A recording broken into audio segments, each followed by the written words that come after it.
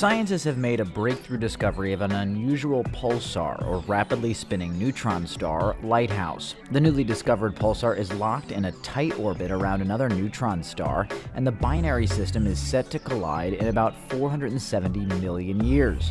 When they do, the two neutron stars will release wild amounts of energy. But it gets weirder. Their masses are much different. One is significantly bigger than the other. In fact, the pair is the most asymmetric merging system ever detected.